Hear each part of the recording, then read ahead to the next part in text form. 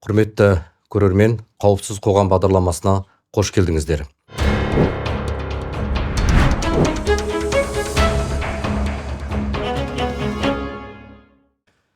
Бүгін бізде ерекше шығарылым. Егер сіз бейтаныс нөмірден қоңырау келсе, смартфон экранына үрейлене қарасаңыз, жалғыз емессіз. Ресми деректер бойынша Қазақстанда киберқылмыс соңғы жылдары бірнеше есе көбеюде. Алаяқтар ақылды, техникалық жағынан жетілген және қатыгез бола түсуде. Бірақ бүгін біз өз алаңымызда оларға соққы беруді жөн көрдік. Студиямызда 3 сарапшы бар.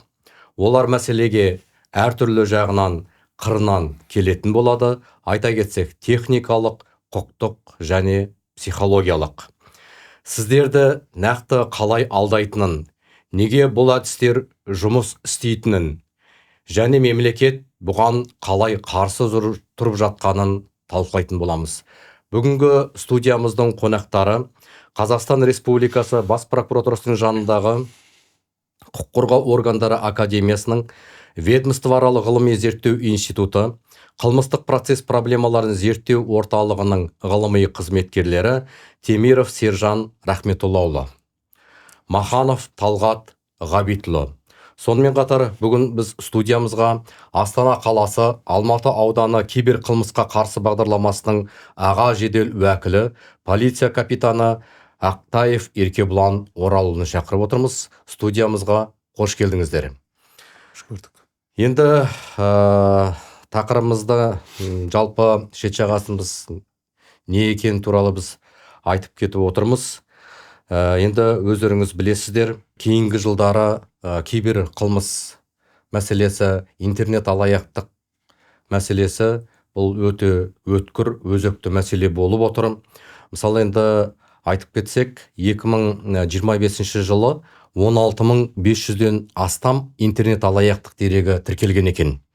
2024 жылы 22.500-ден аса осындай жағдай анықталған.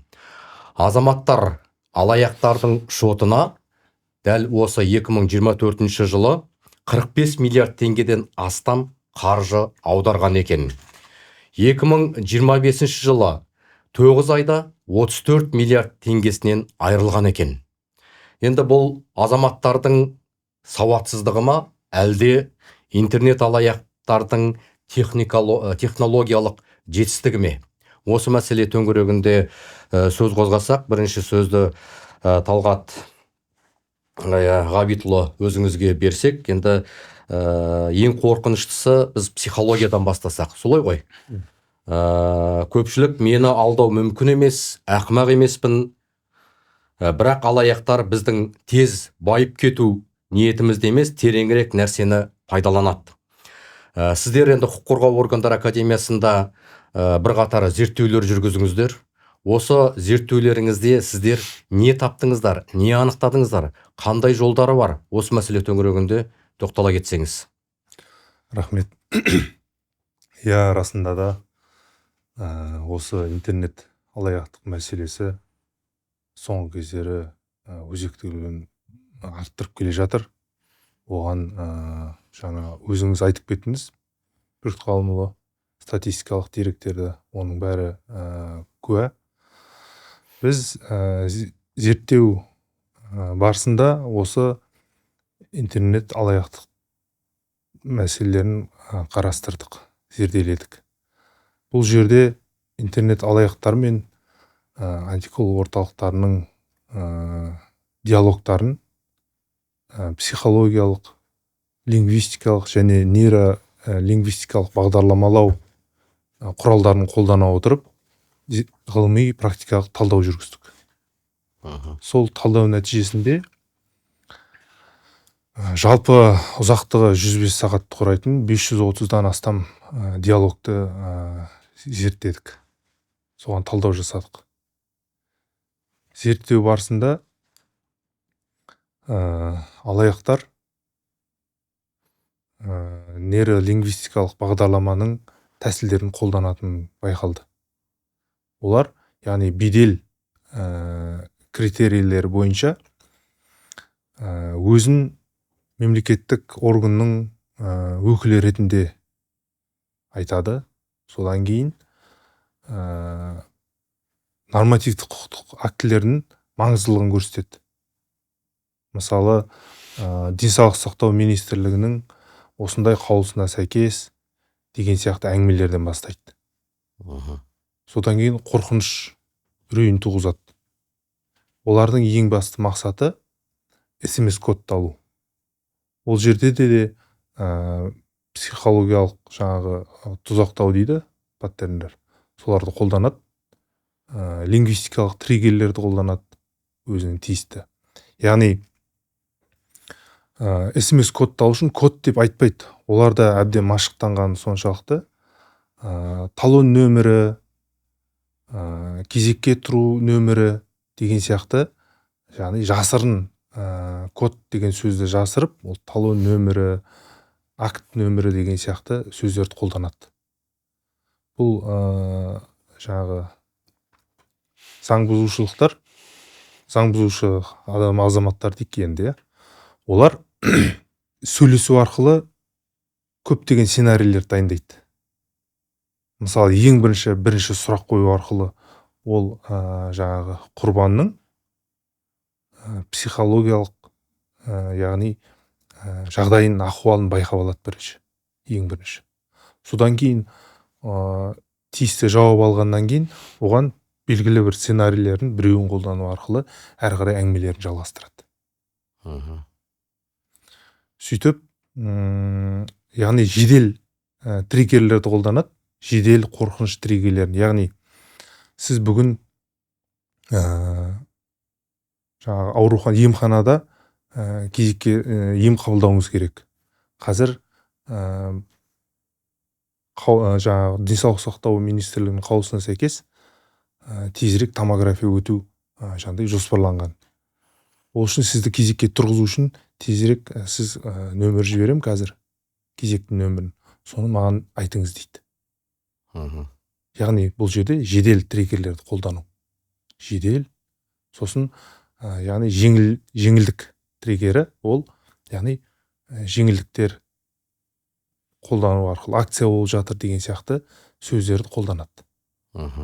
Жалпы енді шетелдік тәжірибе зерттеулеріңізді енді салыстырдыңыздар ғой, шетелдік тәжірибені қолданған шығарсыздар. Енді сол елдердің біраз тәжірибелері бар ма осы біз қазір қолдана алатындай? Шетелде нейролингвистикалық бағдарламалауды олар әлеуметтік инженерия деп қолданады. Біз яғни іздестіру барысында ғылыми әдебиеттерді, сосын жаңағы шетелдік тәжірибелерді олар көбінесе әлеуметтік инженерия дейді. Яғни егер хакерлар олар компьютердің бағдарламасын бұзу, компьютердің жүйесін бұзу арқылы тиісті ақпаратты алу мақсатын көздесе, ал бұл жаңағы манипуляторлар, яғни интернет алаяқтар, олар адамның санасына кіріп, сол санасын бұзу мақсатын көздейді. Көрдіңіздер айырмашылығы не? Сондықтан да оны әлеуметтік инженерия дей отырып, көптеген ұсыныстар береді. Халыққа түсіндіру жұмыстарын. Осындай тәжірибелері бар. Сосын осы интернет алаяқтармен күресуде басты, яғни озық тәжірибе ол Великобританияда. Ұлыбританияда Action Fraud деген бағдарлама бар. Сол бағдарлама төңірегінде кез келген арыз, алаяқтық жөнінде арыз түседі. Арыз түскен бойдан бастап дереу барлық операторлар, банктер, сосын тағы басқа мүдделі органдар арқылы бірігіп сол шотты бұғаттау, тағы іс-шаралар жүзеге асырады. Жақсы, рахмет. Енді әрі қарай енді қазір әріптестеріміз жалғастырып жатады сұхбатымызда. Енді Сержан Рахметоллаұлы, мен сізге бір сұрақ қойғым келеді. Енді сіз енді біраз практикада жұмыс жасадыңыз, қалалық прокуратураны басқардыңыз, прокурор болдыңыз. яғни практикалық тәжірибеңіз сіздің жеткілікті, сіздің тәжірибеңізде кездескен шығар. Енді сіз тергеуші ретінде, егер қылмыскер осы психологиялық технологияларды қолданса, оны саралауда айырмашылық бар ма? Бұл жазаны ауырлата ма? Иә, Бүркіт Галимұлы, сіздің сұрағыңыз өте маңызды. Жалпы практикада жиі кездесетін алаяқтық ол қазіргі таңда да бар. Сондықтан тергеу амалдарын жүргізген кезде кездесетін, қазір айтамыз ғой, девелоперлар деп. Ол алаяқтардың жолдарын жеңілдетеді. Өйткені жеке қалдырып, карточкаларын алып, сол түскен қаражатты өздеріне бұрып алады девелопер арқылы. Оған қазір байланысты 232 баппен қарастырылған. Сондықтан жалпы оларды ұстауға бүгінгі таңда қиындау. Өйткені ол жекеленген азаматтар өз жұмысын жасайды интернет арқылы. Сондықтан ашуға өте қиын. Сондықтан мына қылмысты жасалғаннан кейін көп шағым арыз түседі. Полицияға, азаматтар көп шағым арыз түседі, полицияға, прокурорларға ашылмай жатыр, не болып жатыр деп. Содан кейін көп наразылық банкаларға туғыздырады. Неге олар бізге уақыт мезгіл өткеннен кейін бізге осы қарызды төлеуге бағыт жасайды деп. Жалпы практикада кездеседі, ашылған қылмыстар, істер бар. Сотқа да қатынастық, бет кездесіп, сотта айыптау жасап дегендей. Өзіміз көрдік та болдық та, бас бостандығынан алаяқтар, девелоперлар 7 жыл, 6 жылға бас бостандықтан айырылып, жазасын алып. Олар да ұсталған кезде көп өкінеді. Оны біз интернет арқылы білдік, жалпы таныс емеспіз деп. Бізді осындай дұрыс жолға, басқа жолға тартқан интернет площадкада болған заттар деп, солай өзіне өз-өзін ақтауға тырысады. Енді жыл сайын қарап отырсақ, статистиканы көбейіп жатыр. Биылдың өзінде, осы 3 айдың өзінде, биылға 900-ден аса, яғни қылмыстар тіркелген екен. Интернет алаяқтық бойынша 900-ден аса. 3 айдың ішінде. Енді бұл қалай, бұған енді құқықтық баға беруге болады? Не үшін көбейіп жатыр? Жаңа өзіңіз айтып отырсыз ғой. Олар қаншама адам сотталып жатыр, жазаға тартылып жатыр, бірақ азаяр емес. Бұл жерде мүмкін біздің мемлекет тарапынан, немесе жаңа құқық қорғау органдар тарапынан, қоғам тарапынан, білім беру ордалары тарапынан мүмкін белгілі бір кемшіліктеріміз бар шығар, әрекеттеріміз бар шығар. Бүркіт Галимұлы, міне өзіңіз қарасаңыз, расында да 24 жылдан бастап статистика жалпы көбейіп жатыр. Оған айтсақ, ноқта салуға міне полиция қызметкерлері бәрі үйреніп, оған тоқтатып жатыр, оны тырысып жатыр.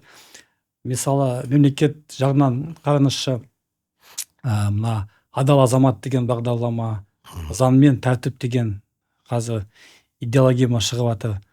Сондықтан жалпы әлеуметке қаншама ақпарат жолданып жатыр. Оны әлеуметтік қабылдап жатыр. Өйткені біз қарасақ, 24 жылы жалпы қылмыстың ішінде 1/3 немесе 32% ол алаяқтық болған қылмыстар. Бұл бұрынғы ұрлықтан да көп екен. Ол қылмыстан да көп екен. Статистика терілсек, бұл мысалы 23%-дан ұрлықтан көбейген екен. Жалпы алаяқтық көбінесе мына мегаполистарда болады. Сондай, өйткені ол жерде халықтың саны көп, халықтың ағымы көп.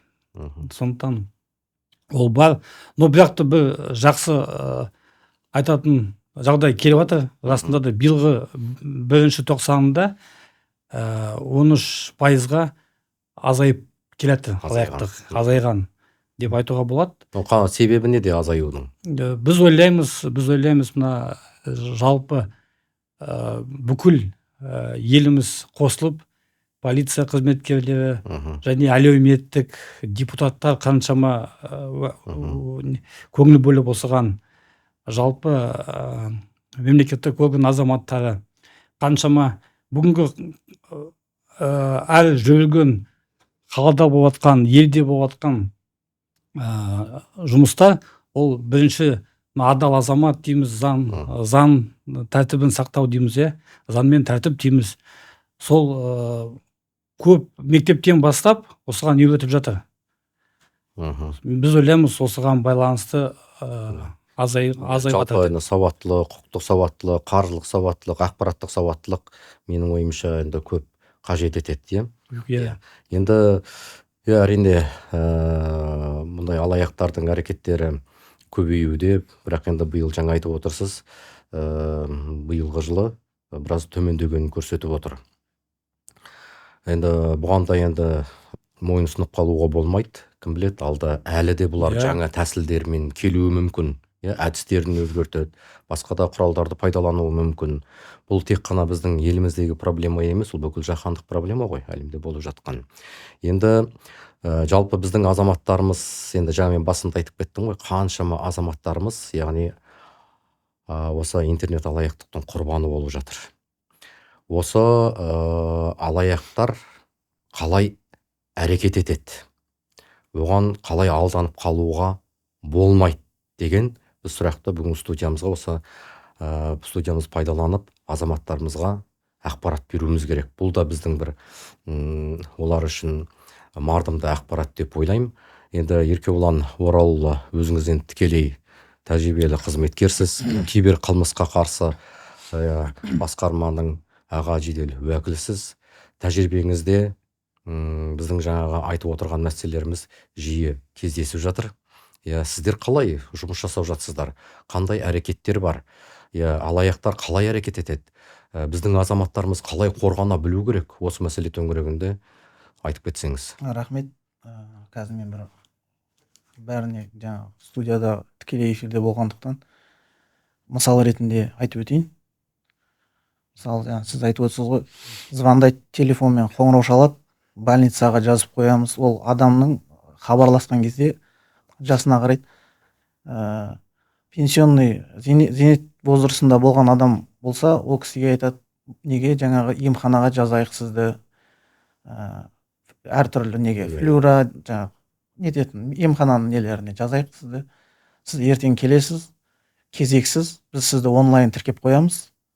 Сіз ертең кезексіз, кезек күтпейсіз, келесіз де сразу тез арада өтіп кетесіз дейді. Жаңа хабарласқан кісі сеніп қалады. Сізге қазір код келеді, кодты айтып жіберіңіз дейді. Ол кісі кодты айтады, жаңа телефон қоңырау шалып тұрған адам дереу телефонды үзеді, артынша екінші адам звондайды.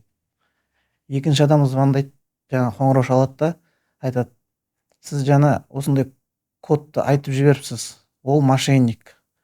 Мен служба безопасности национального банка, мен сізді құтқарам, менің айтқаным істеңіз деп. Содан ана кісі жаңағы психологический дейді ғой, психологический түрде жаңағы екінші қоңырау шалған адамға байланып қалады, соның айтқанын істеп. Соны көбі білмейді. Біз осы не бойынша, жаңағы SMS код бойынша біз ролик түсірдік. Жаңағы бірінші неге алданып қалдыңыз дегенде, жаңағы бірінші кодты айтып қойдым. Ол код ештеңе емес негізі. Соны білу керек та халық.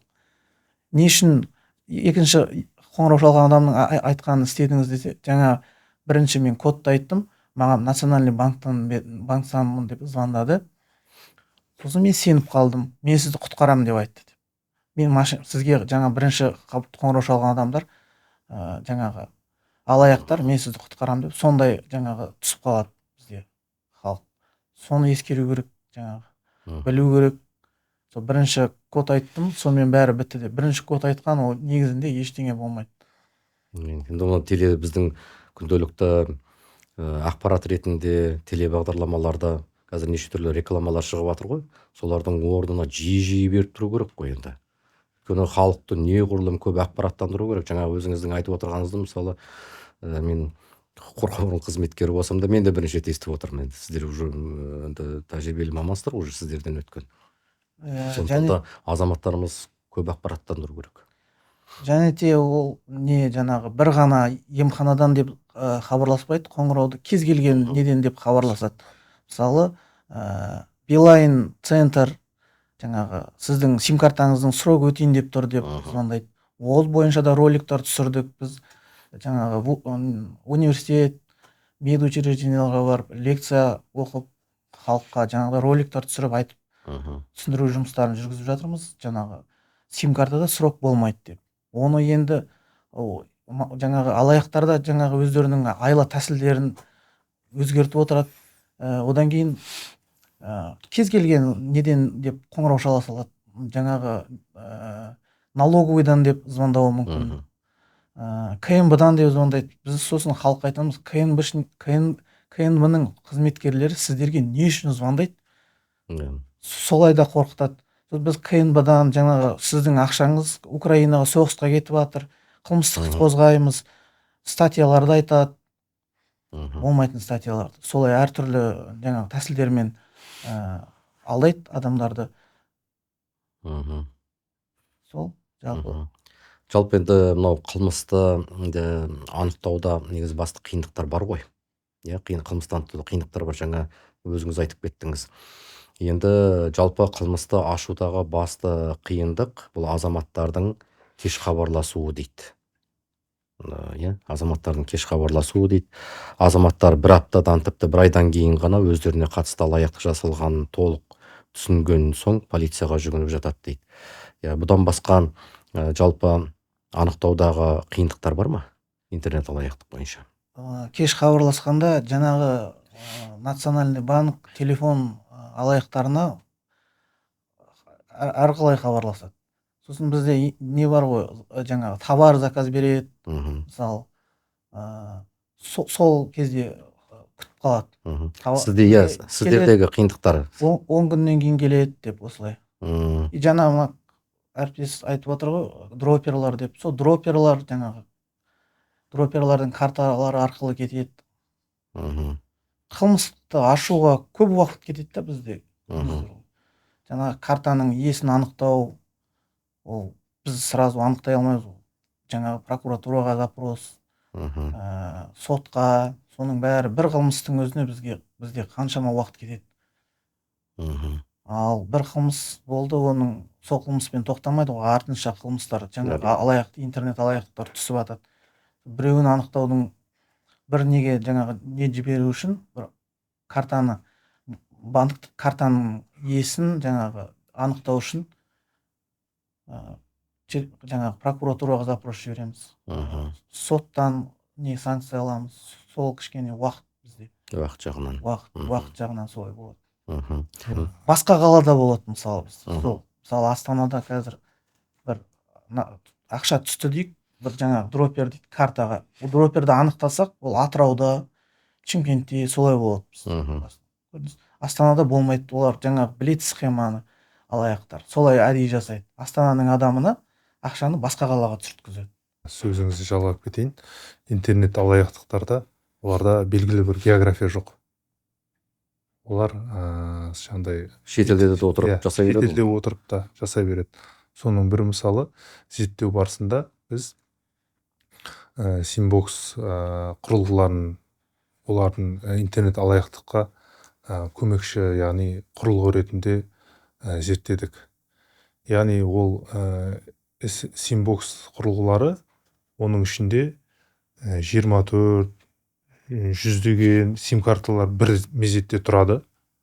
Одан кейін оған қоңырау шалулар шетелден интернет трафик арқылы жүзеге асырылады.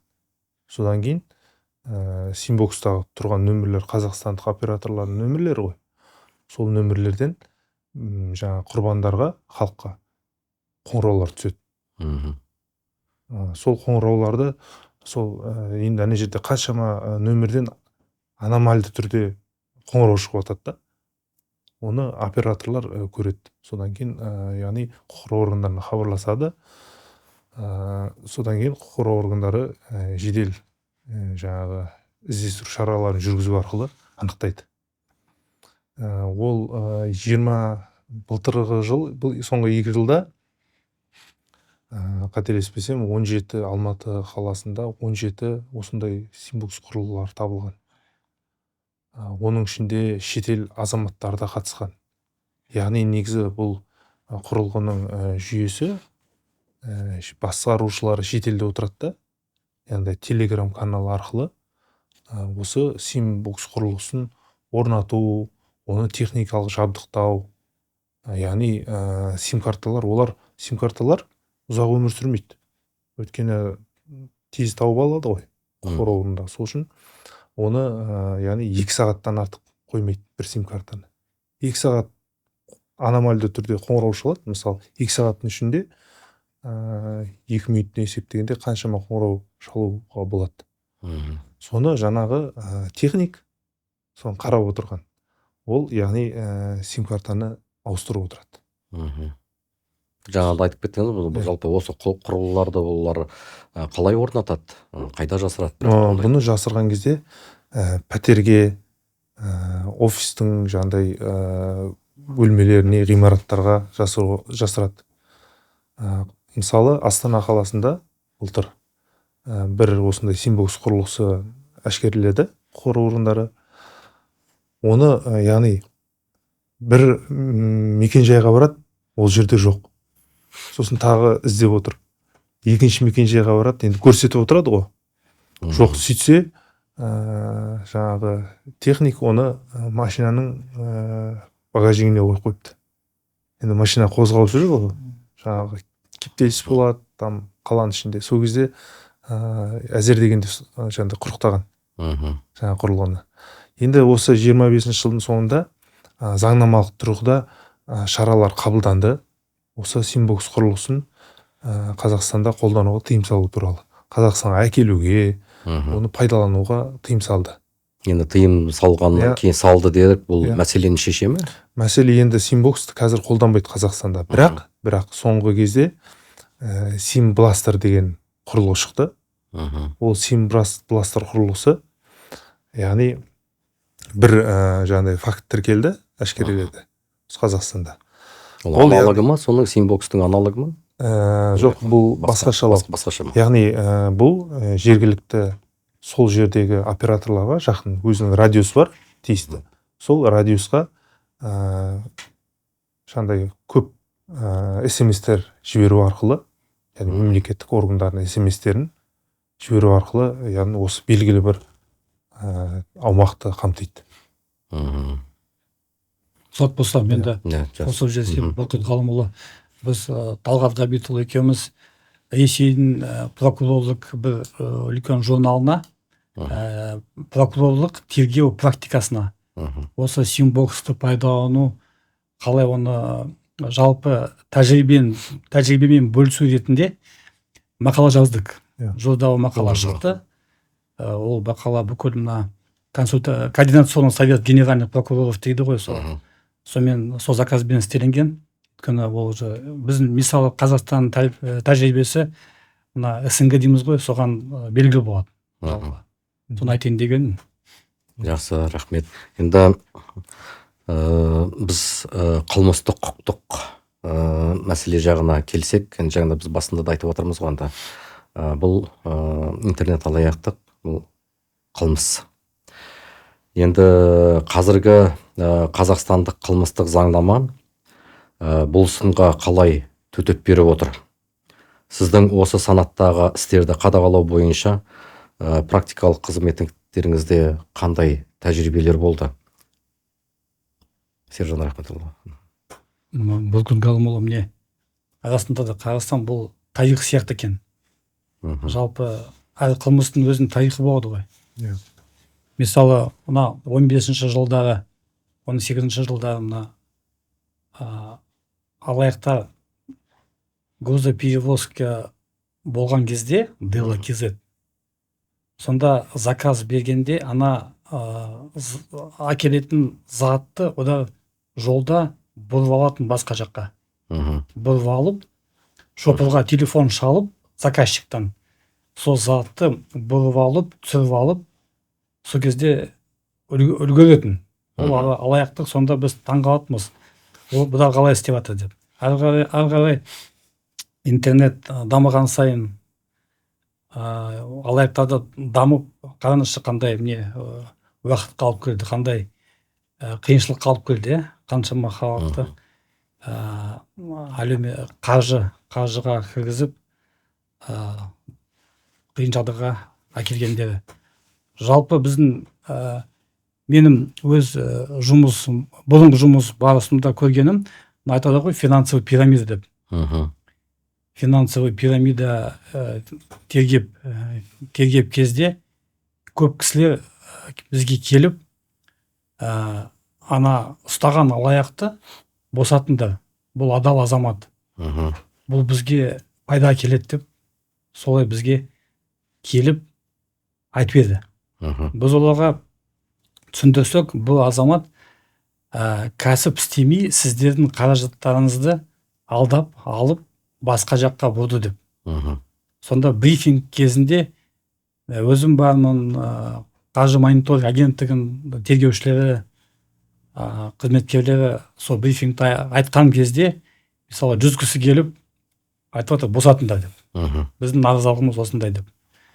Сосын айттық, мына бір топ кісінің ішінен спикерлерді қалтырып, оданмен жұмыс жасап, 10 кісіні қалтырыңыз. Өйткені мысалы көп кісі жерде ушу болады ғой, көбі түсінбейді.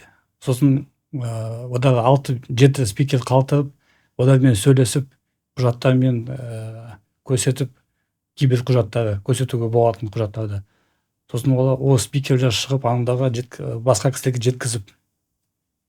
Сода кісілер көбі нанбайды. Ақырғы нанбайды не болып жатқанын.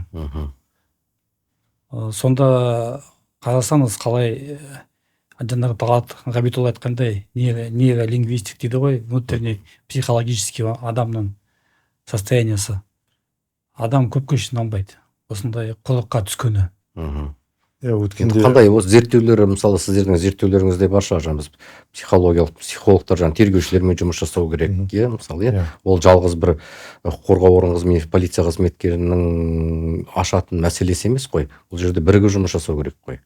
Психологтар, қорғау органы қызметкерлері, тағы басқа.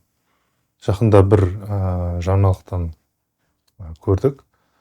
Яғни бір азаматша сауда орталығында телефонмен сөйлесіп тұр алаяқпен. Енді жедел іздестіру шаралары арқылы ол қоңырауды, яғни біліп, полиция қызметкерлері келіп тұрды. Сіз алаяқпен сөйлесіп жатырсыз десе, ана кісі сенбейді. Жаңалықта бар осы видеоролик. Сенбей жатыр, жоқ, мен қызымнан қоңырау шалып жатыр деп. Қазір сонда психологиялық тұрғыда, яғни сендіру өнері деген бар. Яғни искусство обмана дей ма? Бұлар кәдімгідей дайындалған адамдар. Дайындалған, олар арнайы курстарын Даркнет арқылы оқып алған сертификатталған мамандар. Олар өздері деңгейлеріне қарай бөлінеді.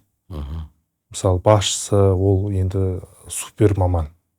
Ол яғни гипноздық тәсілдерді де біледі адамды, гипноз арқылы. Одан кейін келесі деңгейлері, яғни өнер ғой, ол да алаяқтық деген, сендіру деген, ол да бір өнер. Соны меңгеріп алған. Біреуінде сондай сендіру қабілеті болады. Соны жаңағыдай алаяқтық сызбаларға пайдаланады. Мысалы, біз зерттеу барысында шетелдік тәжірибені яғни зерделедік, жаңа айтып өткен зерттеулер бойынша. Сосын осы Қазақстандағы алаяқты алдын алу бойынша ұсынымдар жасадық. Сол туралы айтып кетейін.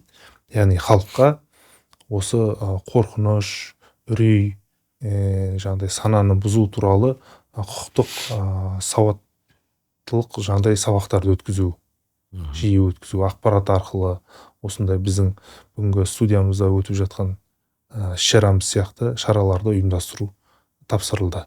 Одан кейін жедел қосу қорқыныш, қосу смс код тең алаяқ деген формуланы, яғни зерттеу барысында сол формула шықты. Яғни осы формуланы халыққа түсіндіру, қарапайым халыққа. Содан кейін құқық қорғау органдарына осындай сендіру өнерін психологиялық тұрғыдан, нейролингвистикалық тұрғыдан алаяқтардың оларды қолдану арқылы жасалған алаяқтық, интернет алаяқтарды, яғни олармен қалай жұмыс істеу керек, қалай әшкерелеу керек, криминалистикалық жағынан қандай іс-шаралар жасау керек, соны құқық органдарына да ұсынымдар бердік. Банк қызметкерлеріне тағысын тағы. Жақсы. Енді біз бұл тұрғыда әрине мәселе өте көп, күрделі мәселе. Жаңа мен айтып кеттім, бұл тек қана біздің елімізде ғана болып жатқан мәселе емес, бұл жаһандық, әлемдегі мәселе. Енді бұл жолмен біз тек қана күресуіміз керек. Бұл алдымыздан жиі шыға беретін құбылыс. Енді жаңа айтып отырсыздар, осы қылмыстардың көп бөлігін жасайтын өзіміздің азаматтар, қазақстандықтар деп отырмыз, шетелдікті айтпағанда. Осы азаматтарымызға осындай қылмысқа баруына енді мен себебін түсіне алмай отырмын. Бұл бір ауру ма, кесел ме, әлде бұл бір белгілі бір әлеуметтік жағдай ма, қаржы тапшылығы ма, тағы басқа жағдайлар бар ғой, енді себептер бар ғой. Не себепке бұндай қылмысқа азаматтарымыз тез икеліп, емделіп барып отыр? Сол жағынан бір зерттеулер бар ма енді? Бұл жерде Абай атамыздың еңбегі, философиясы, жаңағыдай өлеңдері, жалпы 45 қара сөзі еске түседі. Абай атамыз айтады, адамды құртатын 3 нәрсе дейді. Ол надандық, еріншектік және залымдық. Надандықтың ішінде білімнің жоқтығы, тәрбиенің жоқтығы, яғни осы мәселелер. Еріншектік деген ол, яғни жұмысы жоқтық, тамағы тоқтық аздырар адам баласын деді ғой. Вот еріншектер, яғни оңай жолмен ақша тапқысы келетін. Сондай бағыт. Яғни залымдық ол енді кәдімгі оны білесіздер. Қазір осының көбісін жасайтын жастар ғой. Жасымыз енді қазір жас азаматтар, жаңағыдай кәсіби енді маманданған азаматтар. Солай ғой. Көзі ашық. Енді расында да дұрыс айтасыз. Бұл енді Әл-Фараби айтады ғой.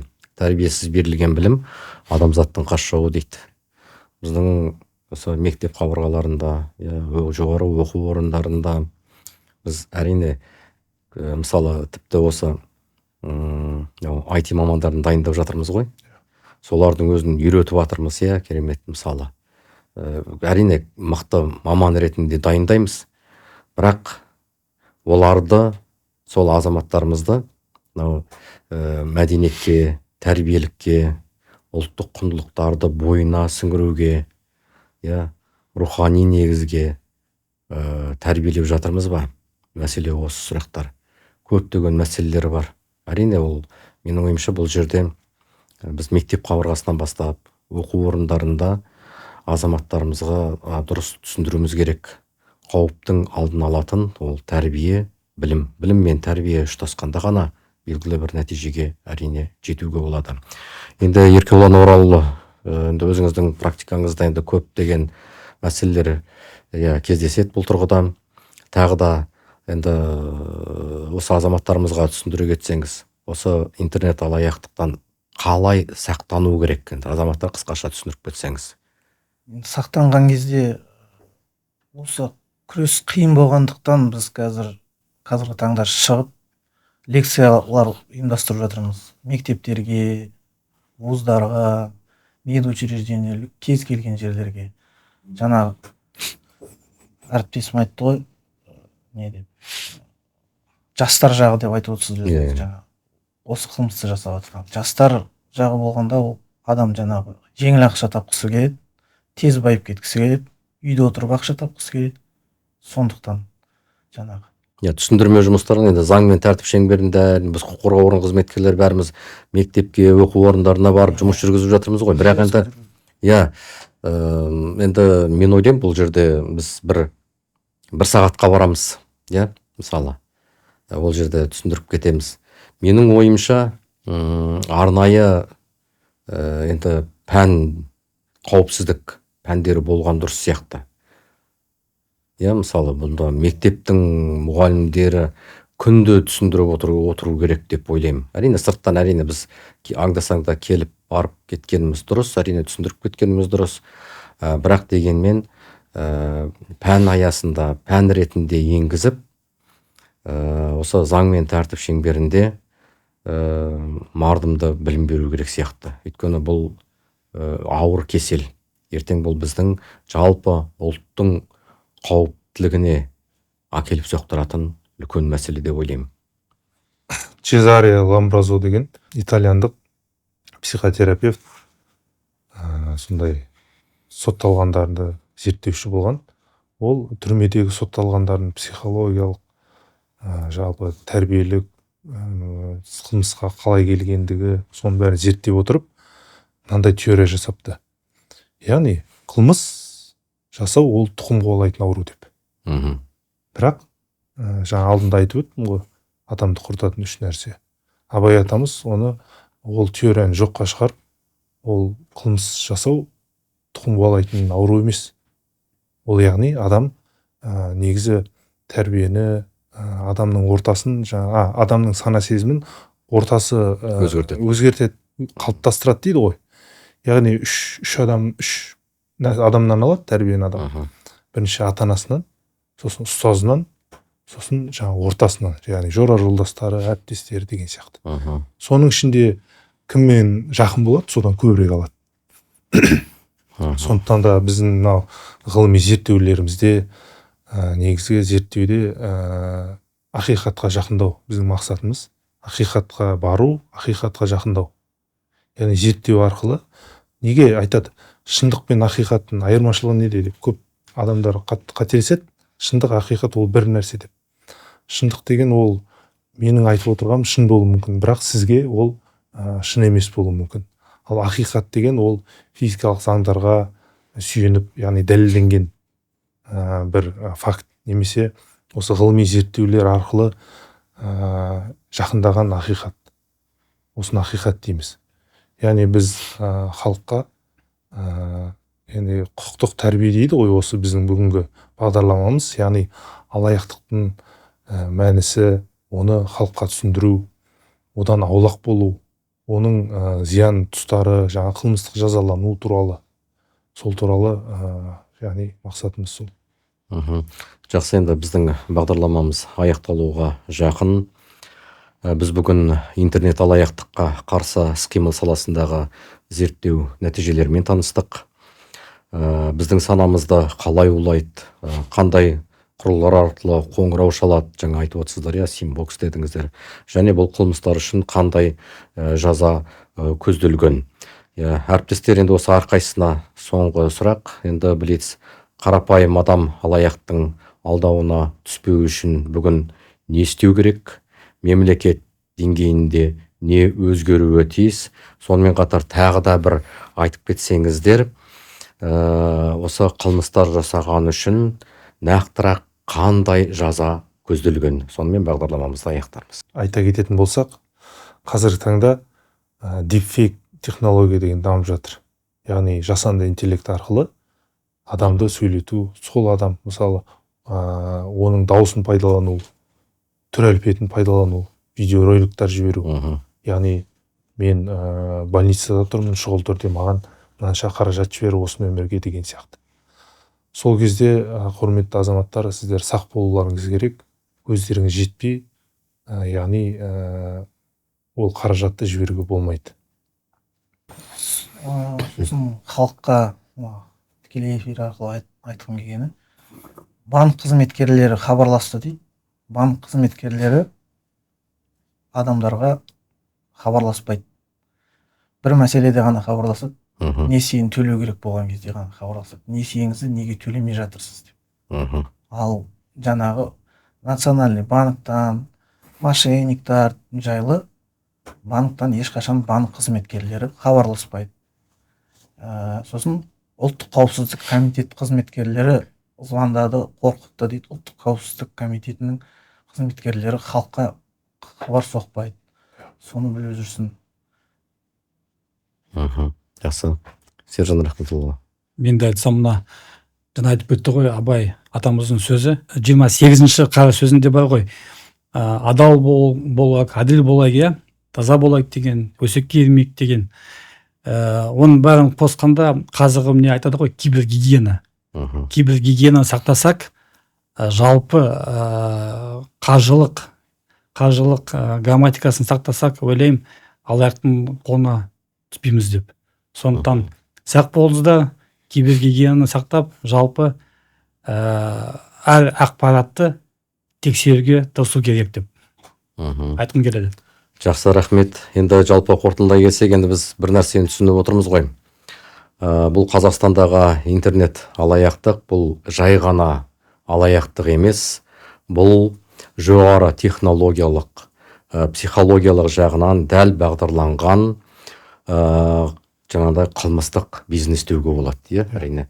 Сондықтан да біз көрермендерімізге осы бағдарламаны пайдалана отырып айтарымыз, интернет алаяқтық бұл қылмыстар біршама бір уақытта төмендегенмен, азайғанмен, бұған қатты ой ұрып қалуға әрине бола бермес. Олар жаңа тәсілдермен, жаңа әдістермен біліп қайтадан келуі әбден мүмкін. Мысалы, жаңа сіз айтып отырған әдістер 1-2 жылдан кейін жаңағы күшін жойып, жаңа бір әдістермен келіп, мысалы біз қазір азаматтарымызға айта алмай отырған әдістеріміз басқа болып келуі әбден мүмкін. Сондықтан да құрметті көрермендер, интернет алаяқтықтан сақ болайық, өз жеке деректерімізді ешқайда бермеңіздер. Қоңырау шалғанда жеке мәліметтерге сүйеніп, мамандарға сүйеніп, ақпараттарды бөтен адамдарға бермеуге тырысыңыздар. Құрметті көрермен, осымен біздің бағдарламамыз аяқталды. Алдыда мардымды, өте өзекті, қызықты тақырыптармен біз кездесетін боламыз. Хош, сау болыңыздар.